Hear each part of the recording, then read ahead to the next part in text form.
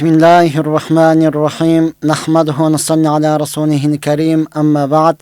Assalamu alaikum hurmatly telekörüçüler. Sizlerin nazarınızda İslam jana biz berüsünde hayradan nemen Şarap Paxtajan Akimoviç birinciden bütkül alamda jok jerden jaratkan, oşol zattın buyruğu men taң atıpta kun batkan, çыныğı jaratuvçu Allah Taalaga çeksiz maktolar bolsun.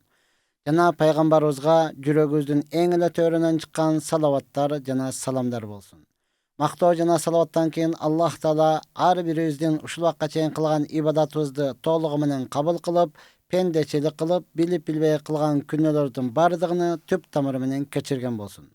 Урматтуу менин мусулман туугандарым, бүгүн биз сиздер менен сафар адеби же болбосо сафарга чыгуу туурасында сөз кылмакчыбыз. Андыктан бизден алыстабастан 1 саат бою биз менен бирге болуңуздар. Ооба, эгерде сизди кызыктырган суроо бар боло турган болсо, биздин экранда чыккан номерге SMS аркылуу билдирсеңиз, биз ага жооп берүүгө даярбыз. Бизге жаңы кошулгандардын же болбосо бизди жаңы угуп жаткандардын кулагына кулак сырга бизге талак маселеси боюнча суроо бербегениңиз жакшы. Анткени ал татаал маселе, ал түз эфирден дегеле телефондон чечилбей турган маселе, андыктан ага жооп берилбейт. Ошол эле учурда төшөк маселеси туурасында суроо бербегениңиз жакшы. Ооба, баштаганда эле өзүңүз дагы айтасыз, уяттуу болсо кечириңиз депчи. Караңчы, иман, ал-хаяу минал иман, уялуу бул имандан. Ошону бергенде эле өзүңүз жалгыз отуруп, жеке отуруп деле жазгандан уялып атасыз да, туурабы? Сураш керек, ооба, шарият урматы турган, бирок аны жеке олтурганда, жеке жолукканда сурасаңыз жакшы болот. Анткени биз менен канчалаган адамдар урматы турган көрүп угуп атат. Алар уяттуу адамдар менен, кыз келиндери менен, балким ата-эне, кайната кайненелери менен, сыйлуу адамдар менен бирге угушу мүмкүн. Ошондуктан ошолорду эске алып туруп, ушул эки суроого жооп бербейбиз деп чечкенбиз. Туура түшүнөсүздөр, урматтуу. Эми бүгүн сафар туурасында сөз кылдык, урматтуу. Анткени сафар бул адамдын кандай экендигин билдире турган. Сафар деген сөз адамдын жүзүнү ачуу деген сөздү билдирет. Негизденчи, жолго чыгуу же болбосо адамдын жүзүн ачуу. Ошол сафарга чыкканда адамдардын кандай экендигин билинет. Чынында эле бирөөнүн ким экенин биле турган болсоң, сафарга чыгып көр, же кошуна болуп көр, же жашап көр дейт го. Дал мына ушундай, урматтуу. Сафар буну Пайгамбарыбыз саллаллаху алейхи ва саллям Абу Хурайра разияллаху анху риваят кылган хадисте Пайгамбарыбыз саллаллаху алейхи ва саллям айтат: "Ас-сафару кит'атун минал азаб." Сафар өзү бул азаптын бир бөлүгү да, азаптын бир бөлүгү.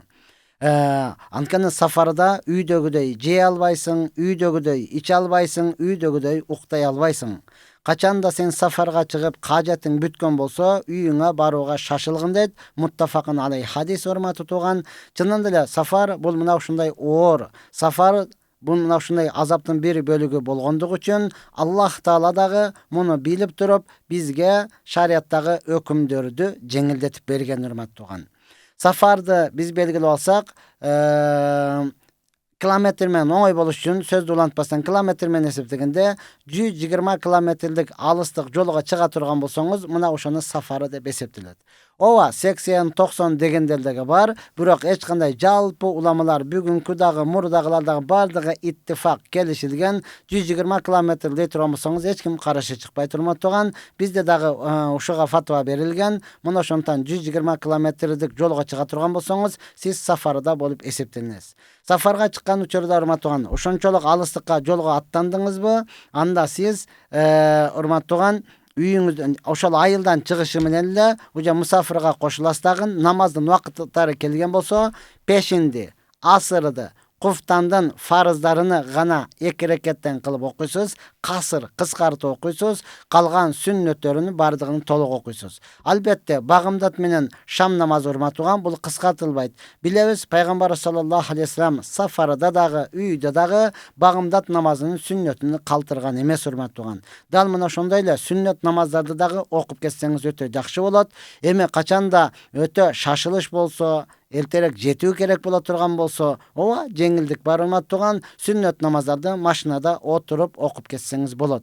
Бирок фарыздарды окуп кете албайсыз. Фарыздарга кыян фарыз түшүп, 2 ракат кылып кыскартып окуйсуз. Эми сафарга чыгуунун эң биринчи адеби урматтуу, бүгүнкү күнү кыргыз алхамдулилла бир туугандарыбыз барбаган жери калбады. Америкадан бери кыскасы дүйнөнүн бардык булуң бурчунда эле кыргыздар жүрөт. Эми барууда жүр деген болсо эле, келе бер деген болсо эле чыгып кете бербестен, жок, эң биринчи сафарга чыгуунун адеби ал-истихарату вал истишарату ахлил хайр дейт. Эң биринчи истихара намазын окуш керек. Мен чынында эле Москвага барсам, же болбосо Америкага барсам, же кайсыл бир алыс сафарга чыгсам, ошол жака мага бул дүйнөмө ахиретиме пайда болобу же зыян болобу? Муну истихара окуш керек. Чынында бүгүн истихара намаздан өтө алыстап кеттик. Сахабалар айтат, пайгамбарыбыз бизге Куранды үйрөткөндөй, кудум эле Куранды үйрөткөндөй, истихара намазындагы үйрөткөн дейт. Буюрса бул боюнча дагы убакыт болуп калса, өзүнчө сөз кылабыз. Андан кийин жакшы адамдар менен кеңешүү. Эң биринчи адеби мына ошол. Ал жолдакка барыштан алдын кеңешип, ичиңизди таарытпай эле, билип калса эмне болот экен дебей эле, жакшы адамдар менен түз отуруп кеңешкениңиз жакшы, биринчи адеби. Экинчи адеби урматтуу, сафарга чыгарда эмне болушуну билбейсиз. Алыс сафар урматтуу, жолдо ар кандай болот. Ошондуктан карыздарыңызды төлөп, же болбосо карыздарыңыз бар боло турган болсо, аны үйдөгүлөргө насаат калтырып, кагазга же болбосо жазып койгонуңуз бул жакшыраак, бул сафардын адеби. Үчүнчүдөн урматтуу, сиз сафарга чыкканда албетте үйдө бала чакаңызга, аялыңызга сиз келгенге чейинки азыкты калтырып кетүү жана өзүңүзгө адалдан азык алып алуу. Бүгүнкү күнү эми бардыгыбыз алхамдулилла кененчилик, акчаңызды алып алсаңыз адалдан болсун урматтуу. Төртүнчүдөн арабтарда сөз бар экен, ли аннар рафиq qabla tariq, жолго чыгуудан алдын шериктериңди билип алгын дегенче. Ооба, жолго чыгарда урматтуу, адеби сиз менен кимдер барат, жакшы адамдарды таандашлык, бул да адебиден. Чынында эле баягы такси айткендер капа болушат да, неге машина тандайсың, отура бербейсиңби депчи. Жок, бул ар бир адамдын өзүнүн каалоосу, өзүнүн ыктыяры. Жакшы машинаны тандап, чынында эле бүгүн кыш келип калды, өзгөчө дөңгөлөктөрүн карап, бийигирээк, жакшыракка тандашлык бул өзүңүздүн ыктыярыңыз. Шерик кимдер бар машинада, ичкендери жокпу, дегеле аял заты чыгып кала турган болсо урматтуу, аны махарамы мененби, кыскасы карап шериктерди дагы караш керек. Ооба, негизден өтө жакшы нерсеси урматтуу, сафарга эгерде жамаат менен 3-4 адам боло турган болсо, бирөөнү башчы кылып шайлап алган дагы жакшыраак. Кайсыл жерден чай ичерибизди сенден сурайлы, сен айткан жерден чай ичели деп бирөөнү башчы кылып алган жакшы. Анткени пайгамбар саллаллаху алейхи вассалам айтат, эгерде бирөөнү башчы кылып албасаңар, силерге шайтан башчы болот дейт. Мына ошондон башчы кылып алыш дагы бул жакшы нерсе. Я Рабби, ошол эле учурда андан кийин сафарга чыгуудан алдын, үйдөн чыгыштан алдын 2 ракат нафил намаз окуп туруп, 2 ракат нафил намаз окуп туруп, намаз окуп бүткөндөн кийин Аллах Таалага дуа кылып, я Алла, мага ушул сафарымды жеңил кылгын деп Аллахтан сурап 2 ракат намаз окуп чыгыштагы бул адептерден болуп эсептелинет. Я Рабби, ооба, намаз сафарга чыкканда унага отурдуңузбу? Унага отурганда унанын дагы өзүнүн дуасы бар. Бул Курандагы аят болуп эсептелинет. Субханаллази саххара лана хаза ва ма кунна лаху муқринин ва инна ила раббина ламунқалибун. Бул негизи Курандагы аят, бизге дуа катарында берилген урматтуу. Унага мингенде мына ошону окуш керек. Омин деп эле бетиңизге сүртүп коюп кете бербестен, балким дуаларыны сөзсүз окуй турган болсоңуз, бул урматтуу пайгамбар саллаллаху алейхи вассалам сүннөтү болуп дагы эсептелинет. Андан кийин кайсыл бара турган жериңизге жеттиңиз урматтуу, жеткенден кийин а'уду би калматиллахи таамати мин шарри ма халака деп ушул дуаны окуштагы пайгамбардын сүннөтү. Анткени пайгамбар саллаллаху алейхи вассалам айткан, кимде-ким бир орунга жетип туруп ушул дуаны окуй турган болсо, ал жерден кеткенге чейин ага эч кандай зыян берилбейт дейт. Ооба, бүгүнкү күнү жалпыбыз эле урматтуу ары бери бир жерде турбай калган учурубуз, мурдагыдай айылдан келдим десе, атам атамды көрдүңбү, апамды көрдүңбү, кимдер бар экен деп жаңылыкты эле сурабай калдык, урматтууган. Анткени ушундай бир өнүккөн заманда дейбизби, же болбосо техниканын жетишкен учурунда ал келиштен алдың эле өзүбүз сүйлөшүп алып туруп, келдиңби, кеттиңби, бизге жаңылык эле болбой калды, урматтууган. Сафарларда ушундай көп жүрөбүз, бирок чынында эле сафардын адептерин сактабагандыктан, дубаларды окубагандыктан, өзүбүз каалагандай эле чыгып аткандыктан, ошондой эле жолдун кырсыктары, жол кесепеттери өтө көп болуп жаткан учур. Ошондон бул теманы тандап алганыбыздын дагы бир себеби дал мына ушул. Сиз мында ла тахкиранна шай'ан фил ма'руф, пайгамбар саллаллаху алейхи вассалам айтат, сен шариаттагы эч бир жакшы нерсенин эч бирөсүнү төмөн санабагын. Төмөн санабагын, урматтууган. Барып келем да күндө эле барып жүргөн жерибиз деп эле ошко аттанып калдың, көлгө, чүйгө аттанып калдың, урматтууган. Мына ошол адептердин ар бирөөнү сактай турган болсоңуз, албетте өкүнбөйсүз. Эми караң, урматтууган. Сафарга бардыңыз, жумушуңуз бүткөн болсо, пайгамбар саллаллаху алейхи вассалам айтат, эртерээк үйүңө шашылгын. Эртерээк үйүңө шашылгын. Албетте үйгө келгендин дагы өзүнүн адабы бар. Каб ибн Малик разияллаху анху ривайет кылган хадисте пайгамбар саллаллаху алейхи вассалам айтат, пайгамбар саллаллаху алейхи вассалам качанда сафардан келе турган болсо, эң биринчи мечитке кирет эле. Мечитке кирип, 2 рекат намаз окуп, Аллахка шүгүр кылып, эсин аман жеткиргенден, мына ошентип андан кийин үйүнө келет эле дейт. Ал эми Жабир разияллаху анху ривайет кылган хадисте пайгамбар саллаллаху алейхи вассалам айтат, силер качанда сафарда жүрүп көпкө болуп калдың, ишиң бүтпөй жатат, үйүңө кайтышың керек. Албетте, урматтууган, өз үйүң өлөң төшөгүң деп коет го. Үйүңө чындап эле шашып атасың. Ошондо дагы келгенде кеч түн кирип кала турган болсо, анда түндө эшигине такылдатпасын дейт. Караңычы, пайгамбар саллаллаху алейхи вассалам сүннөтү. Бүгүн телефон бар, урматтуу тууган, бүгүн кабар беребиз, мен баратамын деп кабар берип койгонуңуз өтө жакшы. Кээ бир инсандар бар экен, жок, билдирбей түндө барып аялың кандай экенин билиш керек. Жок, урматтуу тууган, ажырашып кетиш коркунучуң бар, көңүлүң калып калышлык коркунучу бар. Ал жерде пайгамбар саллаллаху алейхи вассалам айткандан кийин өтө себептери көп.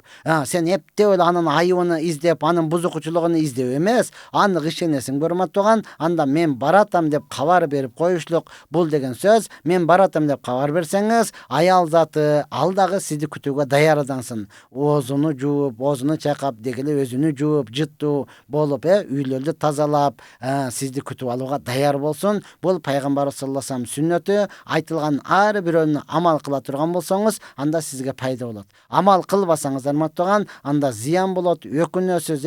Сиз сагынып келсеңиз, ал чеснок жеп алган болсо, сиз сагынып келсеңиз, ал жуунбаган болсо, сиз сагынып келесиң болсоңуз, үйдү тазалабаган боло турган болсо, анда сиз ойлогондой чыкпай калса, анда көңүлүңүз калуусу, сиздин турмушуңуздун бузулуусу дал мына ушунда турат. Мына ошондуктан, урматтуу менин мусулман бир туугандарым, бизде шариатта ар бир нерсе ийнеге, жипке шуру тизгендей сонун кылып тизип койгон. Качан ошол тизме менен жүрө турган болсок, бардыгыбызга пайда болот.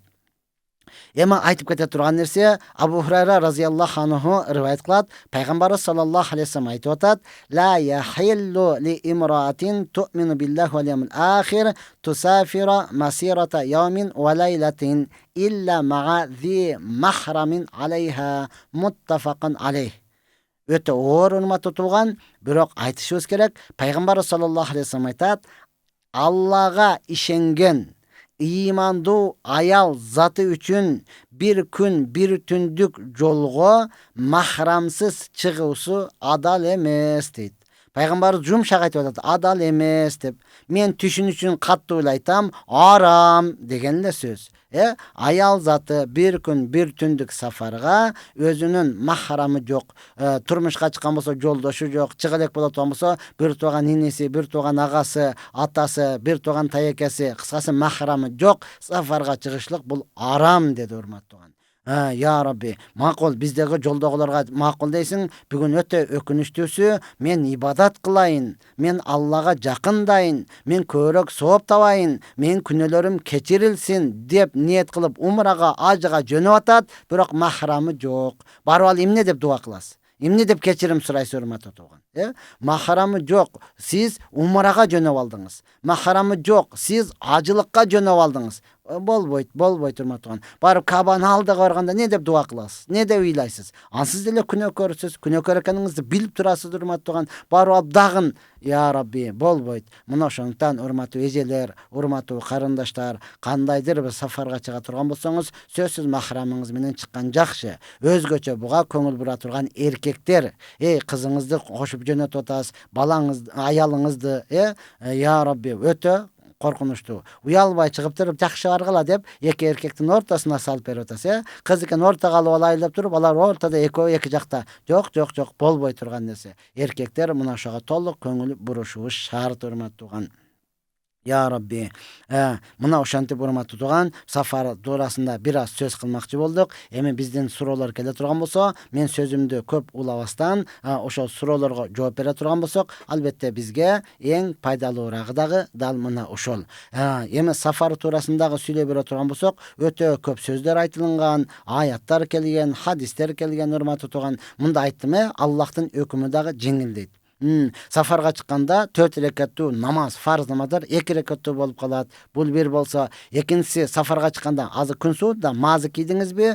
Үйдө жүргөндө 1 сутка мастаткан, 1 күн 1 түн үстүгө масык тартсаңыз болот. Эми сафарга чыкканда жеңилдетип 3 күн 3 түн 3 сутка деген сөз. 3 суткага чейин созуп, үстүгө бутуңузду жуубастан масык тартсаңыз болот. Мына ошондой. Бүгүн өзгөчө күн сууп калды. Урматтуу менин мусулман бир туугандарым, жашыңыз, карыңыз дебестен баардыгыңыз кулак төшө угуңуз. Анткени урматтуу күн сууп калды. Дарат алам дегенде мүмкүн болушунча жылуу сууга. Сафарда болуп калдыңыз урматтуу туган. Кудайга шүгүр, мечиттерибиз бар, шарттары менен ошол жерге эринбестен барып эле жылуу сууга дарат алып намаз окуганыңыз жакшы болот. Эми сафарда жүргөн учурда урматтууган, дараталарда зара кылдыңызбы? Ошол зара чыккан жерди гана жуасыз, ал жактагы таштарга тийбейсиз. Заң кылдыңызбы? Заң чыккан жерди гана жуусаңыз болот урматтуу туган, тоолорго тийбейсиз.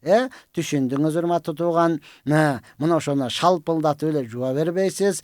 Макул жууган болсоңуз, анда бумага менен же болсо чүпүрөк менен кургактап коюңуз, ошол сизге пайда болот.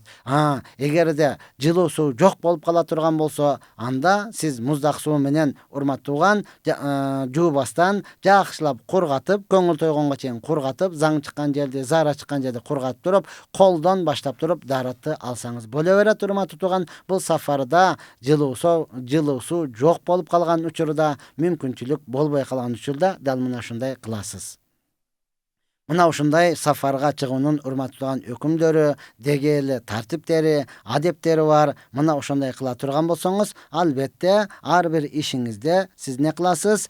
Рахат аласыз урматтууган. Сахабалардан Али разияллаху анху айткан экен, сен сафарга өзүң жакшылыгын билбеген, ошондой эле жамандыгын көрбөгөн адам менен дагы сафарга чыкпагын, карап туруп сафарга чыккын. Сафарга чыкканда дагы адам шерик таңдашлык сиздин ыктыярыңыз сизге берилинген. Я Рабби, мына ошондон сафарда сөзсүз шериктерди карап туруп, жакшы адамдар менен чыгышлык, дегеле унаадагы таңдашлык өзүңүздүн ыктыярыңыз. Макул эми унчукпай эле кете берели, алыс жол деп туруп, анан жолдо калып кетпей турган болушуңуз керек. Бул сөзсүз. Ал адамдар сизди жек көрөбү, тандап атат, көп кетти, акчасы көп экен деби, кыскасы кандай сөздөрдү айтса дагы, бул сиздин жолуңуз, сиздин барып келишиңиз, сиздин тандооңуз, ыктыярыңыз бар. Бизден алгачкы сурообуз келип түштү. Ассаламу алейкум, кыздардын, аялдардын түшкөн чачын эмне кылыш керек? Жалпы эле кыздардыкыны дагы, эркектердикини дагы урматтууган, чачты алганда муну эң жакшысы көмүп салуу керек. Түшкөн чачыңызды дагы тараганда түшөт, аял затыныкы көбүнчө урматтууган. Эркектерде да чачты алганда, чачты кыскартканда, аны эринбестен көтөрүп барып туруп, басымды эмес жерге көмүш керек. Бул адамдын мүчөсү, адамдын ар бир мүчөсү урматталынган, сыйланылган урматтууган. Ошондон өтө орчундук суроо бердиңиз. Көбүнчөбүз ушуга көңүл бурбайбыз. Тырнактарды дагы мына ушундай. Адам баласын кээде түлөп териси түшөбү, ар бирини жерге көмөсүз. Бул топурак болуп, жок болуп кетиш керек. Анан көбүнчө эле телевизор караганда рекламадан чыгып калат, узун чачтарды сатып алам дегенчи. Айланып кетейин эжекем, карындашым, бир тууганым, бул инсандын денеси сатылынбайт. Ал чачтагы инсандын бир мүчөсү болуп эсептелинет. Ал сатылынбайт. Аны сатышлык арам, сатып алыштык дагы арам. Ошону менен байыбай, ошону менен кедей болуп калсаңыз, кедей болуп кала бериңиз. Эч качан ал сатканга болбой турган нерселер. Эске келгенде айтып койдум, туура түшүнөсүздөр. Ассаламу алейкум устаз. Мен түнү уктаганда зара кылып коем. Уйкум каттык. Не кылсам болот дейт. Өзүңүзгө дем салдырып алыңыз. Худ сүрөсүнүн 83-аяты. Галибыздан. Худ сүрөсүндө аят бар, урматтуу. Я арзуб лаи иqla'i ma'aki деген аят бар. Мына ошону 53 жолу окуп туруп, өзүңүзгө дем салсаңыз, же болбосо ошону окуп мага дем салып кой деп имамга айтсаңыз, дем салып коет. Кудай буйрса, зара кылбай каласыз. Ооба, бул дагы бир оору, урматтуу үзүр. Мунун окуясы негизден баягы Нух алейхиссалам заманасында жалпы ааламды суу каптайт, топон суу каптайт. Мына ошондо Нух алейхиссалам баласыга айтып атат: "Кел, кемеге кел, мен сени куткарып калайын" десе, "Жок, мен өзүм кутулам, тоодун башыга чыгып кетем" депчи. Ошол жака барып алып суу жеткенде, Аллах Тааланын кордугуну караң, бир хикаяда келет, ошол өзүнүн заарасы токтобой калып туруп, өзүнүн заарасына чөмүлүп өлүнгөн деген дагы риваяттар бар, урматтуу. Ошондо Аллах ааламды суу каптаган учурда мына ушул аятты өкүм берген: "Эй жер, өзүңдүн сууңду тартып алгын" депчи. Мына ушул аятты окуп дем сала турган болсо, Кудай буйрса тартылып кетет дагы, зара кылбай каласыз. Бул туурасында анык Куранда аят бар. Ошону окутуп дем салдырып алыңыз. Ассаламу алейкум устаз. Каза намазы кантип окулат? Ниет кылдым эң алгачкы багымдаттын казасын окумакка деп, кадимкидей эле 2 рекат багымдатпы 2 рекат кылып окуйсуз. Пешинби, урматтуу, фарзаны кадимкидей эле окутпайсыз, эми ниет эле башка болот. Ниет эле өтүп кеткен, ниет кылдым өтүп кеткен пешиндин окумакка десеңиз да болот, каза десеңиз да, каза дебесеңиз дагы, не өтүп кеткен да, мурдакы десеңиз деле боло берет. Ниет кылдым мурдагы асырды, өтүп кеткен асырды казасын окумакка дейсизби, же болбосо мурдагы асырды окумакка дейсизби, окубай калган асырымды дейсизби? Ниет кылып туруп, мына ошентип окуй бересиз. Кадимкидей эле ал кыскарбайт. Пешинди, асырды. Эгер сафарда жүрүп каза болуп калган болсо, үйдө келгенде дагы ошонун казасын касыр кылып окуйсуз. Сафарга чыкканда пешинди кыскартып 4 рекат окушуңуз керек эди. Кандайдыр бир себептер менен окуй албай калдыңыз. Үйгө келгенде аны казасын окуганда касыр кылып окуйсуз. Анткени сизге фарз болгон учурда мына ошондой. Караңызчы, Аллахтын мээримдүүлүгүн, Алланын боорукерлигин караңызчы. Кандай жүктөгөн болсо, сизге ошондой эле талап кылат да. Андан ашыкчасын талап кылбайт, урматтуу туган. Сиз сафар эдеңиз, сафар учурунда сизге фарз болгону касыр фарз болгон да. Эми окубай калдыңыз, үйгө келгенде ошону эле толуктап бересиз. Адамдар таң калат: "Күндө эле 5 маал намаз окуй бересиңби?" Айланып кетейин, күндө тирүү болсоң, күндө окуйсуң да. Азыр мисалы бизге эч кандай намаз фарз эмес, куптан намаз болгон чейин. Куптан вагы келдиби, окуйбуз, болду, бардыгынан кутулдук, урматтан. Тирүү болсоң, ден башың таза боло турган болсо, сенин мойнуңдагы милдетиң бул ошону шүгүрчүлүк кылып окушлук. Өткөн айттым, алымдарыбыз айтат: бир адам коркуп намаз окуйт. Бул кулдун сыфаты. Бир адам пайдасын көзөп намаз окуса анча сооп болот экен, бутуң таза болот экен, ишиң жүрүп кетесиң. Бул соодагердин иши. Бир адам намаз окутат, ушунча нерсени берген Аллага шүгүр кылайын деп. Мына ушул чыныгы имандуу, чыныгы муъмин мусулмандын иши мына ошондой. Ошондон биз 5 маалны окуп атабыз, ошол шүгүр, тирүү, ден башыбыз таза, акыл эсибиз жайында болгондугу үчүн гана. Ассаламу алейкум устаз. Мен иштен келип эле азандан мурда намаз окуп алыпмын. Кайрадан окудум. Окушум керекпи, өтөбү? Не дейт? Керекпи, кайра өтөбү дейт. Ооба, сиз азандан вакыты кирген беле, вакыты кире элек беле. Ошону караңыз да. Сиз окуп алган учурда азандын мурда эле вакыты кирген болсо, кайрадан окуштун кажети жок. Ошол өтүп кете берет. Алла кабыл кылсын. Жок, сиз окуган учурда вакыт кире эле экен. Вакыт кире эле экен. Анан азан айтып, вакыт киргенде эле азан айтылган болсо, өтө сонун. Анан азан айтылдыбы, анда кайрадан сөзсүз окуйсуз. Сөзсүз окуйсуз. Анткени вакыт кирмейинче фарз эмес, вакыт киргенден кийин гана фарз болот. Ассаламу алейкум. Не дейт? Уголокко же büyük stolga çay içse bolo. Ugalokka je büyük stolga çay içse bolo. Bolo turmattuğan kafelerge barganda manandayga koyup alıp içip atpayızbı? Albatta bul degen söz sünnetke karşı degen söz. Negizden jerge salıp içe turgan bolsoňuz sünnetke layıkta bolat, anan bereke bolat.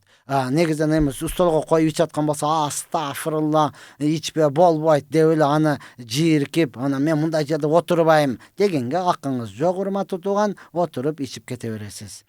Assalamu alaikum. Aldın Allah rahmat. Mahr degen emne? Menin küyöğüm mahrdı sağa berilgen kalın dep jatat. Ova, oşol kalın. Kırgızçası kalın, Arapçası mahr. Berilgen bolsa urmat tutugan, kaçan kimge berdiňiz deň, ata-eneňe bergemin degen bolsa, oşol joktan alyp alasız. Negizi şariat boýunça bul özü kızdyň koluna tiye turgan akçany mahr dep goýa turmat tugan. Anan bizde kızlar alhamdulillah uyalçak bolgonduktan, je bolbosa ata-enemiz biraz dinden alys bolgonduktan, al mahrdy alat dagyn oşoga şkaf, töşök, kerekli nersesini kayradan alyp berip goýat. Jok urmat tugan, bu şariat boýunça mahr kızdyň koluga tiyiş gerek. Ol töşök, körpö töşök, şkaf kerekli seni gerek bolsa erkek özü satıp alsın. Anan oşol zamatda üýüni tolturup berişlik bu zarıl nerse emes. Erkek menen ayal jaşosunda ne kerek oşonu ökö iştep, apak-çapak bolup, iğne jip bolup, ne kerekdüsini alıp, mına oşantip eko oçar-boçar bolup turup, işini, turmuşunu ulansa öte jakşı bolat.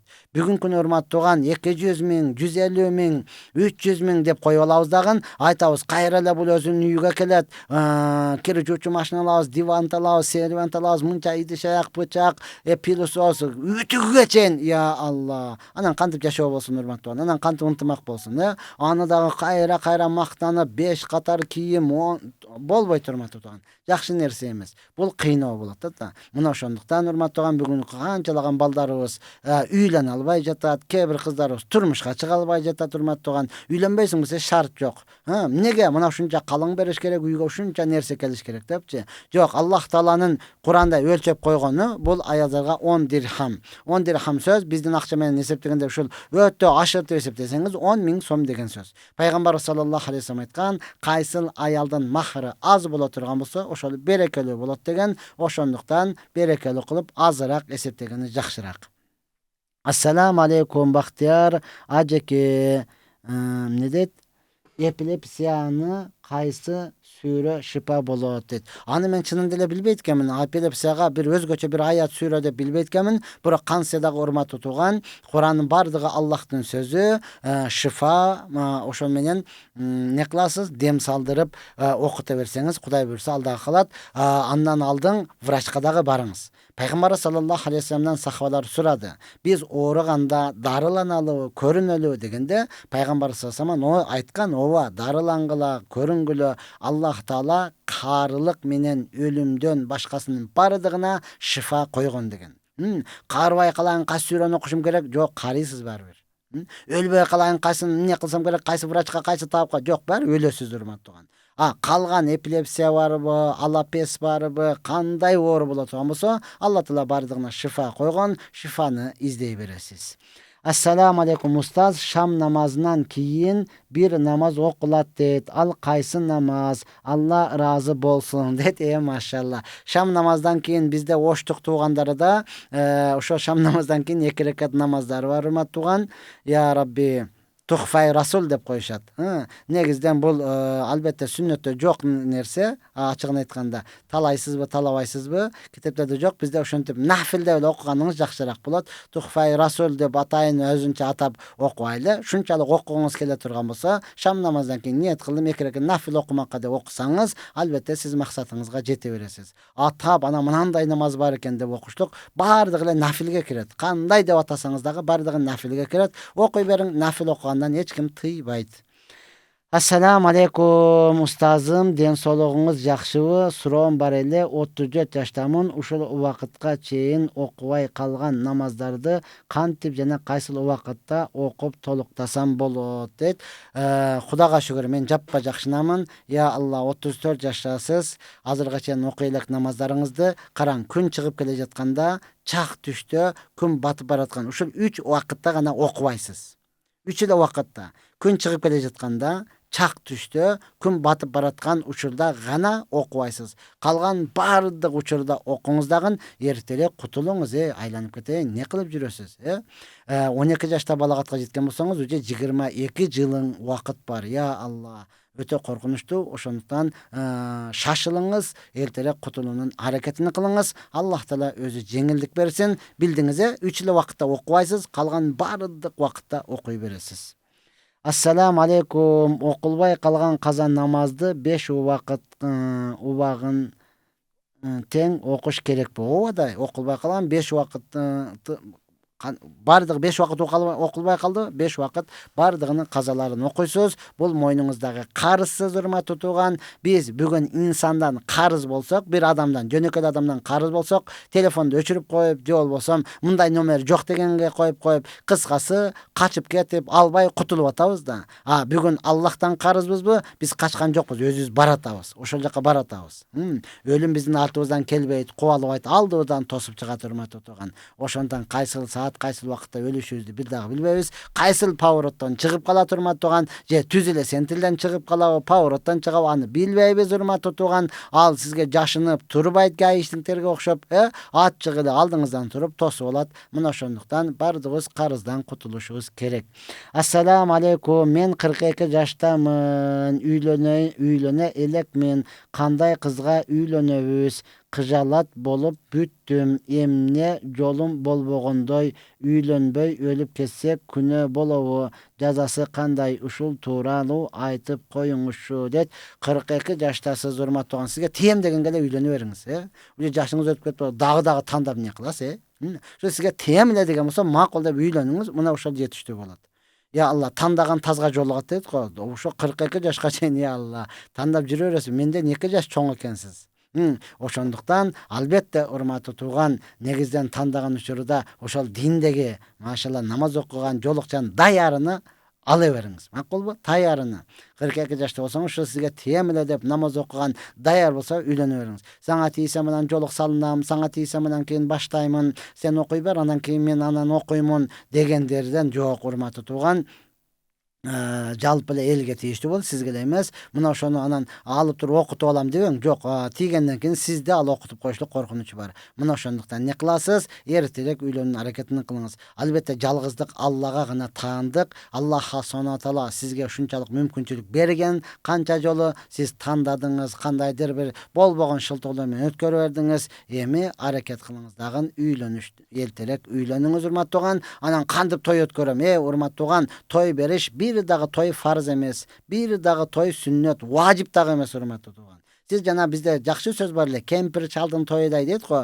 Бирөөдү таабыңыздан, урматтуу тууган, ошонун ата-энесини, өзүнүн ата-энеңизди, досуңузду чакырып туруп, 1 килограмм аш демдеп туруп эле, плов кылып туруп эле, "Омин Аллах акбар, бактылуу болгула" деп койсо болду. Мына ошону менен жашап кете бересиз. Эми кантип той өткөрөм, кандай кылам, досторумдукуна жегемин да, баргамын да, ал сиз аларга карыз эмессиз. Мойнуңузда карыз эмес. Сиз эртерээк Аллахтын карызынан кутулуп, үйлөнүүнүн аракетин кылыңыз.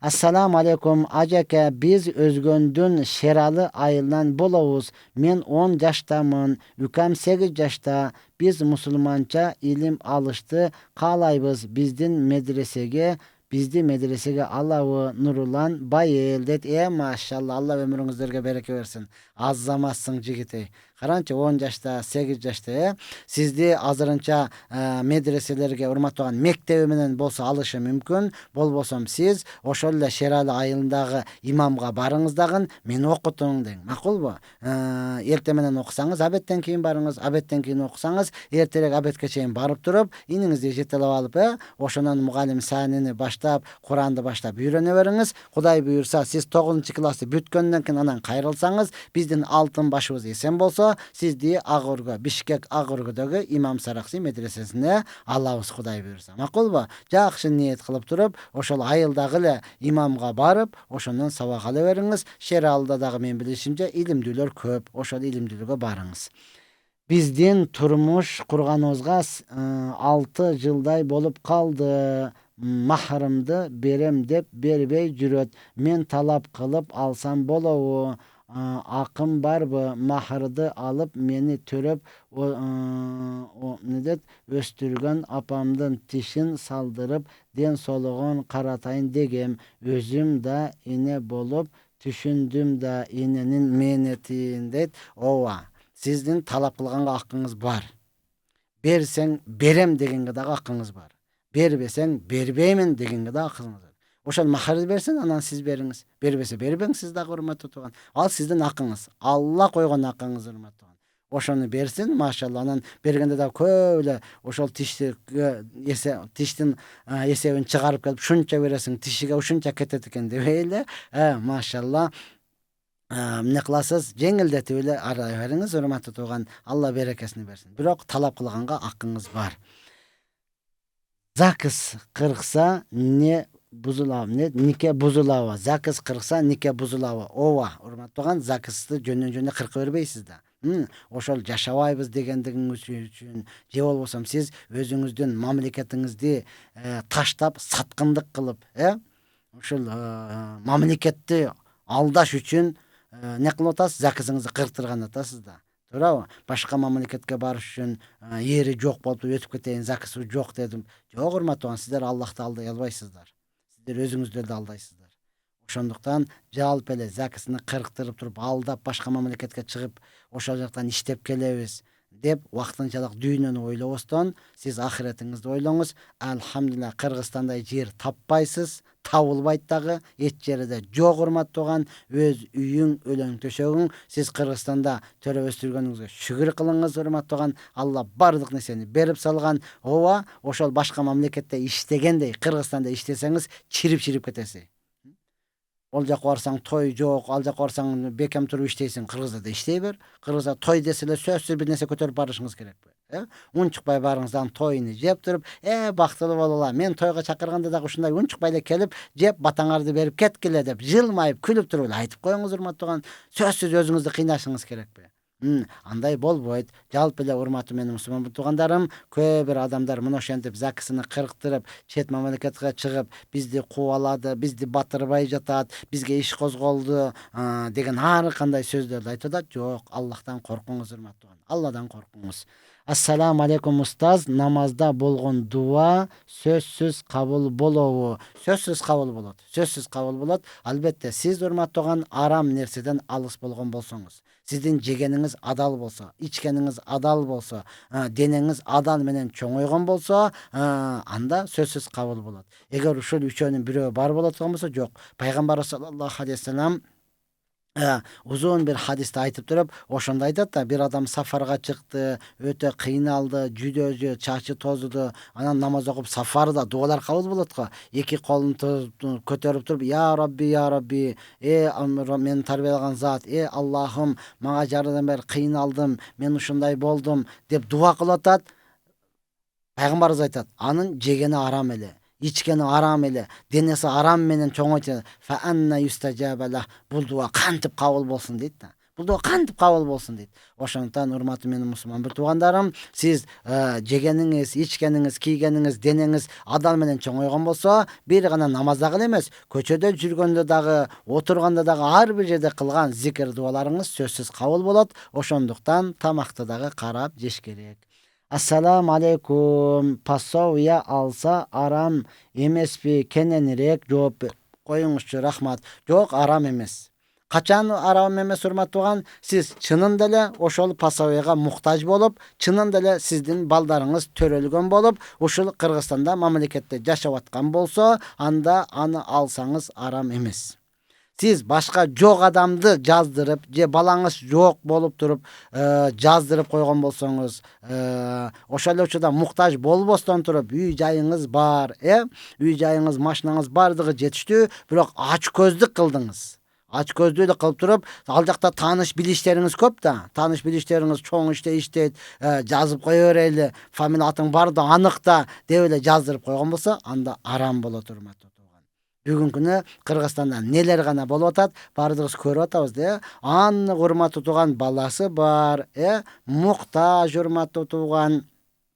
Анда алыңыз, сиз мамлекетте ага акыңыз бар, сиз үчүн адал урматтуу тууган. Эми өткөндө жогорку кеңеште да каралып аткан бир уyu болсо, телевизору болсо бербей жаткан бул зулум болуп эсептелинет урматтуу тууган. Ошол эле учурда канча чоң үйдө жашап, тааныш билиш кылып алып аткандар бар. Чындап эле текшерсе, ошолорду текшерип, ошолорго бербестен, андан кийин не кылса, муктаждарга берилиш керек. Бир эле уй бар болот болмосо ага берсин урматтуу тууган. Ал дагы бир аз көтөрүлүп алсын. Бир телевизор болсо эмне болуш керек? Телевизор көрбөй койсо дагы сүйлөйсүздөр. Бул өзүнчө эле такып алып, үйдөгү телевизорун чыгарып таштап, ошого пасовияны жакшы берсин урматтуу тууган. Үйгө дагы телевизорун алып келип алып көрсүн. Анын дагы балдары бар. Алар деле кошунанын үйгө кирип алып, мынандай кылып жатып алып отурбастан өзүнүн үйүндө көрсүн. Мен жалпы ушул чоңдорубузга дагы ушул мүмкүнчүлүктөн пайдаланып айтып кетет элем. Адилеттүүлүктү карасаңыздар, тааныш билиш болсо, жок, таанышың болсо таң калсың, таанышың жок болсо маң калсың, мунун маңкасы куюлуп жүрө берсин. Жок урматтуу, анын мамлекетте жашап атабы, ал алхамдулилла кыргыздын улутуну көбөйтүп, бала чаканы көбөйтүп берип атабы, анда ага сөзсүз биз ошол пасовияларын беришлик керек. Пасовия ала алгандар ойлонбостон талап кылып дагы көбөйтүп бери деп алып, пасовияны жеп, балдарды жакшы карап өстүрүшүбүз керек. Ассаламу алейкум дамылла. Таарат алгандан кийин тырнак алса, таарат сынбайбы дейт. Машалла. Болот экен го. Караңчы, мына суроолорду суроо десе болот. Мында эки маселе бар урматтуу тууган. Муниятул мусалли деген китепте айтылган. Таарат алгандан кийин эле келип тырнакты алсаңыз, ошол адам шаарда жашаган болсо, адам шаарда жашап, тырнактары өсүп, ичиге кирт болуп калат го. Таарат алып келип туруп эле тырнагын алган болсо, даараты сынат дейт. Караңызчы. Фих маселеси, шарият. Таараты сынат. Ал эми айылдык адам болуп, айылда жашаган адам болуп, тырнагы өсүп, таарат алып келгенде караса, тырнактын ичиге кирт болуп калыптыр. Ал ошол заматта тааратын алса, анын даараты сынбайт дейт. Неге урматтуу тууган? Анткени шаарда жашагандар, булар бир аз колунда бар, булар машина менен иштеп, майларыны кармап, мунун тырнагына топтолгон нерсе, бул май болушу мүмкүн дейт. Май сууду өткөрбөйт, ошондуктан таараты сынды, бул этияттыктан таарат алсын. Айылдагычы, айылдагы ол дыйкан да, алчы, дыйканы талаада жүрүп, анын тырнагына топтолгон кир, бул жөнөкөйдө чаң сууну өткөрөт, мунун таараты сынбайт дейт. Мына ошондуктан суроо берген адам, машалла, эгерде сиз айылдык боло турган болсоңуз, анда ойлонбостон таарат алып келип тырнакты ала бересиз. Ооба, шаарда жашагандар бир аз карап коесуз, чынында эле уста болуп, машинанын ары берини чукулап, ошол жерден анан майлар тыгылып калган болсо, анда этияттыктан даарат аласыз урматтуу тууган. Же болбосо даарат алыштан алдың, тырнактарыңызды алып коюп туруп, андан кийин дааратты аласыз. Kүйөөм экөөбүздүн 4 балабыз бар. 2 кыз, 2 уул. Чоң кызым 17-де, кичинеси 15-те. Бир жолу күйөөм жини келип, кыздарды каттуу камчы менен сабап коюптур. Кыздарым Бишкекке качып кетишкен. Айылга барбайбыз дешти. Күйөөмө да баары бир. Ортодо мен кыздардын жанында не дед, калсамбы же күйөөмдүн жанына барайынбы, кеңеш айтыңызчы дед. Я Алла. Мына ошондой урматтуу аталар, эркектер өзгөчө. Ооба, атасыз. Бирок кыз балага сөкпөң, кыз балага катуу тийбең. Ошончолук ачууңуз келген болсо да, ал кыз бала. Аны жаштайдан энесине айтып тарбиялаң. Ушундай эле сизди караганда кыз бала ошол заматта уялып, ошол заматта отуруп, атам деген урмат сый болсун. Кыз баланы камчы менен сабайт деген бул эмне деген шумдук? Я Алла, эртең анан алар чоңойсо, алардан эмне жакшылык күтөсүз? Эмне жакшылык күтөсүз? Я Рабби, ошондуктан ата болсоңуз дагы кызыңызга кайрадан жумшак сүйлөп, кел кызым, кечирип кой мени десеңиз, өзүңүздүн кызыңыз. Бул азыр эмне 17-15 жашта. Эртең чоңоюш керек, турмушка чыгыш керек. Өтө кыйын болот. Ооба, балам, балалуу болгондо билесиң деп аталарыбыз жөн жайдан айткан эмес. Бекеринен айткан эмес. Мына ошондуктан жалпы эле эркектер баланы ооба бир аз какус кылсаңыз болот урматтуу тууган. Бүгүнчө баардыгы эле эмпо дегендер балдардын укугун коргойбуз, баласы коргойсуңбу? Азыр Иерусалимдегини коргодуңбу? Аны жакта жалаң балдарды өлтүрүп атат. Уң чыкпайсың го. Анан калып эле балдардын укугун коргойбуз. Урматтуу бизде атабыз ошол какыс кокус эле чоң айткан, урматтуу эч нерсе болгон жокпуз. Баягы Болсунбек Кудул айткандай, эгерде ошол учурда эмполор болгондо биздин апаларыбыз өмүр бойга түрмөгө кесилип кетмек да.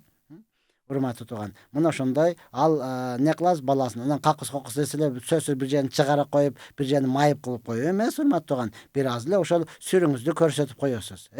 Бүгүн анткени баардыгыбыз эле укугуну талап кылып калды, милдетин билбей калды да. Милдетин билбей калды. Эми өзгөчө алыстап кетпейли. Азыр суроо берген эжекем, сиз күйөөңүздөн ажырап ал жака кетпестен, ооба, энесиз билип атам урматтуу тууган. Жок, күйөөңүздөн ажырап кетпестен кыздарыңызды жакшы сүйлөп, кечирим сурап, алдыңызга алдырып алыңыз.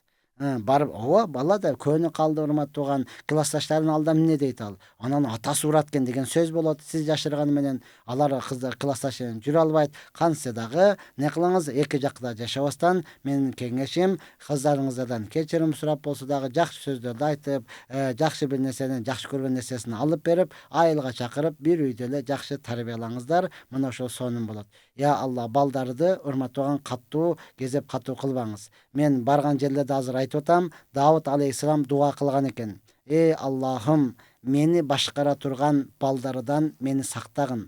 Мени башкарып, мени тарбиялап кала турган каарыганымда, менин үстүмдөн тарбия кыла турган балдарды мага бербегин деп дуа кылган экен. Мен аксакалдарга айтып атам, мурдагы чоң аталарыбыз ушул дуаны кылган. Силер кылбай атасыңар депчи. Десем, ооба, 5-6 аксакал мойнуна алды. Бул дуаны биринчи жолу окушубуз, муну кылбаптырбыз чындап эле депчи. Бүгүн ошол дуаны кылбагандыктан биздин карыяларыбыз, аксакалдарыбыз карыялар үйдө калып атат. Бул деген өтө өкүнүчтүү, урматтуу тууган. Жалал Абадта 80% карыялар кыргыздар экен деп айтып атат. Бул деген биз үчүн арынамыз, өтө уяттуу нерсе. Ошондон аталар дагы дуа кылыш керек. Бизге моюн сунган, бизге жакшы перзенттерди бергин дешибиз керек. Перзентти Алла бергенден кийин аларды жакшы тарбиялап, аларга жылуу шумчак сүйлөп, не кылып, ууруп кезебиз. Өзгөчө кыздарга андай мамиле кылбаңыз, урматтуу тууган. Жакында эле бирөө айтты, атам карындашымды ушундай кылып берди де, мен айттым дейт. Анткени кичинесинде караган эмес, урган, сөккөн, анын байып кетип антип атат, мынтип атат. Ооба да. Бешиктеги баланын бек болорун ким билет дейт го. Эртеңиз балаңыз байып кетиши мүмкүн, эртең балаңыз чоң иште болушу мүмкүн. Сиз мээримдүү кылган жоксуз, сизге жардам берип таштап кетсе, анан ыйлабаң, менин балам болчу, мени карабайт деп. Сиз андан кандай нерсени күтүп атасыз, урматтуу тууган? Өзүңүз урган болсоңуз, өзүңүз тепкен болсоңуз, өзүңүз сөккөн болсоңуз, мына ошондуктан биз балдарыбызга дагы жакшы мамиле кылып, дин менен тарбиялап, урматтуу тууган, аларды өстүрүшүбүз ар бир ата-эненин милдети, зарыл нерсе. Ассаламу алейкум. Жаназада кандай окулат, кайсы дуалар окулат? Жаназада кандай окулат, кайсы дуалар окулат дейт.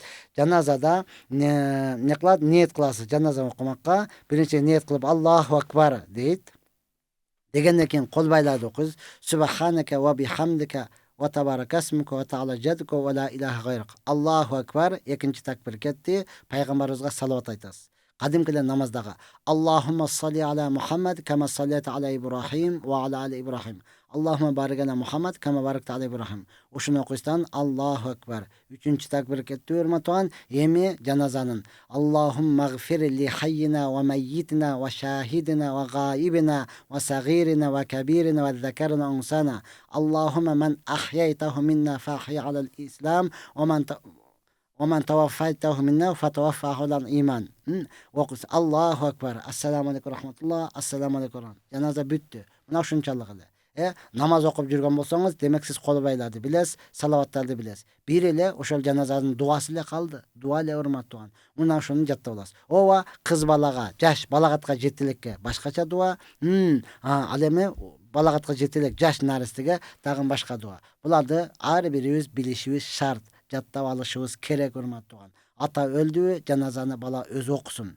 Ата энеси өлдү, бала өзү окусун. Болбосо бир туугандар окусун, жакындар окусун, урматтуу тууган. Мен ар дайым айтып келем. Азы дагы айтууга даярмын. Мен айтпасам баары бир күн айтыш керек.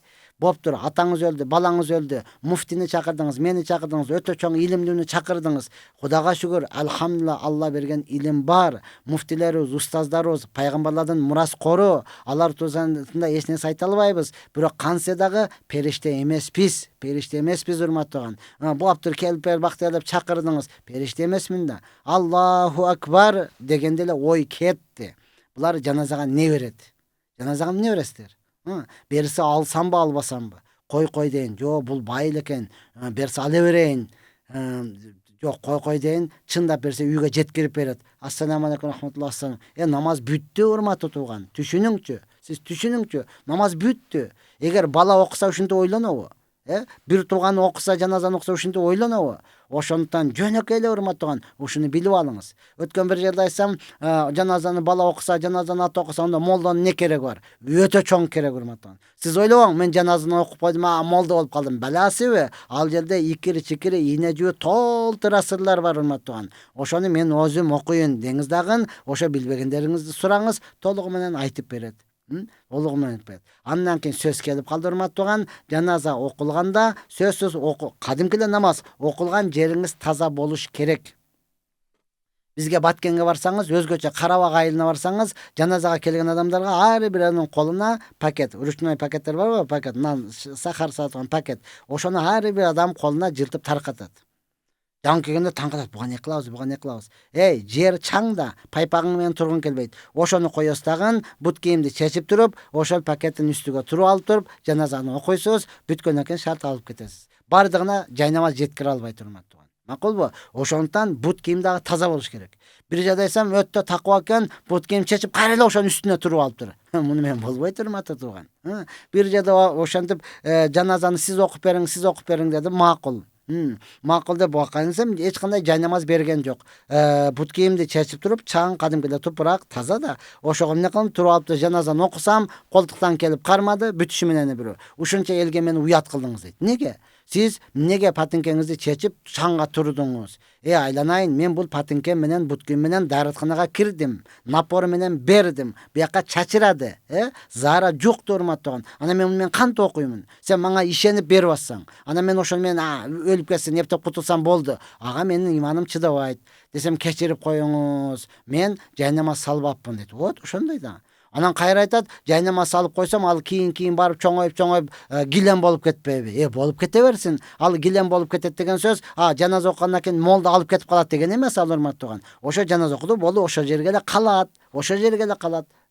Мына ошондуктан машалла өткөндө өзгөнгө бардым, таң калдым, машалла өзбек бир туугандарыбыз бар бир да, жакшы жактар өтө көп урматтаган өзбек бир туугандарыбыз 105ке кирген апа кайтыш болгон экен, мечитке алып келди. Мечиттин экинчи эшиги бар го, бизгилер көпчүлүгү аны пожарный эшик деп түшүнөт да, анычы. Имам турган жанында эшик болот. Көпчүлүгү мына ошону пожарный эшик деп ойлошот. Жок урматтаган, жан болгондо, же болсо ушундай жаназа болгондо ошол жерге алып келип коюлат дагы, адамдар мечиттин ичинде эле намаздын жаназаны окутат, анан сырттан туугандары көтөрүп кетишет. Мына ошентип окудук, эч кандай сөз жок да, бардыгы таптаза. Намазды окуп туруп эле намаздан кийин алып келип коюштур урматтаган. Же мына бул адатка дагы өссөк жакшы болот. Ассаламу алейкум устаз. Киши колду болуп каза болгон адамды өлтүргөн адамга ахиретте кандай жаза берилет? Алла сактасын урматтаган. Ахиретте Я Rabbi, буга жазасы эгер атайлап өлтүргөн болсо, өлтүргөн адамга, я Алла, аламдагы жалпы инсаниятты өлтүргөндөн жазасы берилет. Бул адам өлтүрүү эң биринчи Кабилден башталган, катил Кабил да, ошондон башталган. Анан ушунун өлтүргөндүн күнөөсү бир дагы кемизбестен ошол Кабилге дагы жазылат. Мына ошондуктан урматтуу туугандар, бул адам өлтүрүү деген атайлап өлтүргөн болсо, жалпы инсаниятты өлтүргөндүн күнөөсү мойнуга жүктөлөт. Ошонун сазасын тартат. Алла сактасын урматтуу тууган. Атайлап өлтүрүүдөн, шек болуп өлтүрүүдөн, катадан өлтүрүүнүн дагы түрү көп да, катадан өлтүрүү бар. Атайлап өлтүрүү бар. Аллах Таала кансы дагы бардыгыбыздан сактасын. Ошондуктан негизден ислам мамлекетинде ошол өлтүргөндөргө кысас бар. Өч алуу. kanга kan, jenge jan деген. Мына ошентип эгер туугандары кечирбесе, өлтүргөн адамды ошол заматта эле эмне кылат? Жалпы элге жарыя салат дагы. Бизде баягы концертти жарыялагандай дубалдарга илинет. 31-октябрь күнү Эшматов Ташмат Башматовичтин башы алынат. Неге? Бул Итбайды өлтүрүп койгондугу үчүн. Дейт дагы жарыянет, адамдарга топтолот, ошол жерге барып бүтүндөй аюуну мойнуга коюп туруп, анан не кылат? Мына желкесиге кылыч менен чабат, башы томолонуп түшөт. Ошону көргөн адам бардыгы ошол жерде тооба кылат, жалпы адамдардан кечирим сурайт да. Бир тепсе дагы кечирип коюңуз, бутуңуз менин көчүгүмө тип кетти, катуу тийген жокпу деп ошондой айтат урматтуу тууган. Бүгүнкү күндө бизде ошол шарият болбогондуктан, анан ар ким каалагандай эле өлтүргөндү күнөө дагы деп сезбей эле, балким сыймыктанып аны менен. Жок, урматтуу тууган, мунун сазасы өтө көп. Аллах Таала ошондон айткан Куранда, кысаста силерге жашоо бар деген. Бир эле адамды кысас кылып өлтүрүп койгондо, калган эч кимге тийбей калат эле да. Тийбей калат эле, урматтуу тууган. Биз андайды көрө элекпиз дагы, элестете албайбыз да. Ооба, албетте көрбөй эле калайлы, урматтуу тууган. Бирок адамды атайын өлтүрүү деген бул өтө чоң күнөө, өтө чоң күнөө. Анан адам баласы Алла Таалага канча жакын болсо, бул адам үчүн чоң күнөөлөр өтө көп.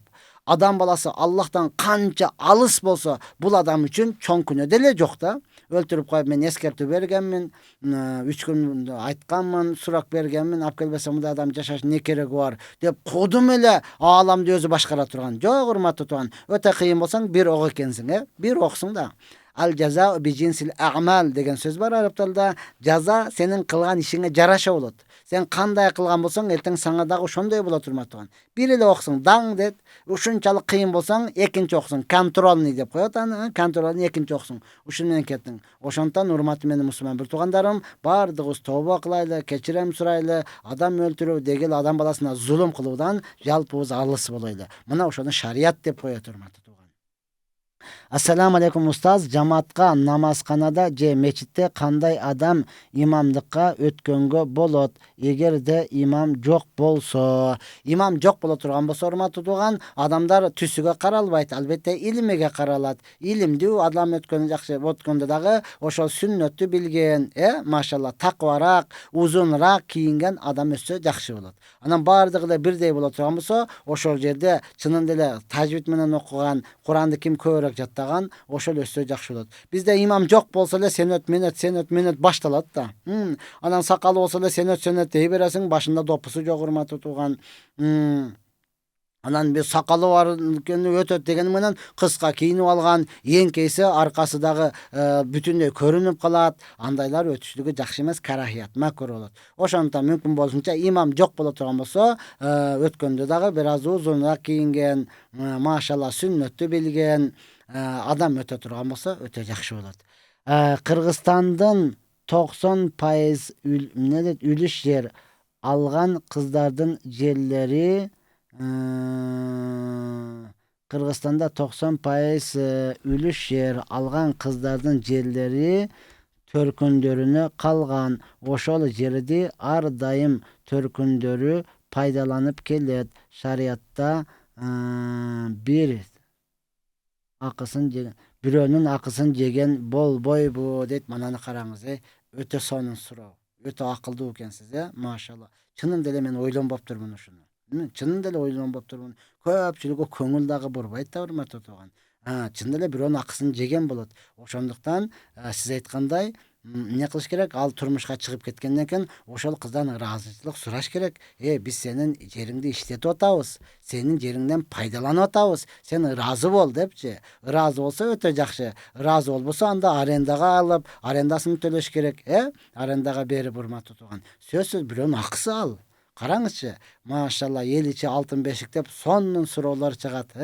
Муну жакшы айттыңыз. Эми мен дагы жумаларга барган жерде, топтолгон жерлерде мен дагы Кудай буйрса бул боюнча айта баштайм. Чынында бирөөнүн акысы, ошо кыздын акысы да, акысы. Анын жерини сурабастан эле иштеп атат. Караңчы, ушунчалык гафилетте калганбыз да, Караңчы, бардыгыбыз эле гафилетте калганбыз, бирөөнүн акысы менен деле ишибиз жок да. Эжеси эмне эжемерге тийди, эскиси мага калды дегенде эле кызым кетти деп эле жерини чоңураак кылып иштетип, жок, ошондон чындап эле уруксат сурап, ыраазычылыгын сураш керек, ошонун акысы. Mına ошентип караңыздарчы урматтуу, бүгүнкү биздин 1 saat убактыбыз дагы өтүп кетти. Эми урматтуу Аллах Таала ар бириңиздерди машрук болгон иштериңиздерге ийгилик, тапкан нерсеңиздерге береке, үй бүлөңүздөргө тынчылык берсин. Кайрадан насыйкат ТВдан ислам жана биз берүүдөн жолукканга чейин Аллах Таала баарыңыздарды сак саламатта калсын. Ассаламу алейкум ва рахматуллахи ва баракатух.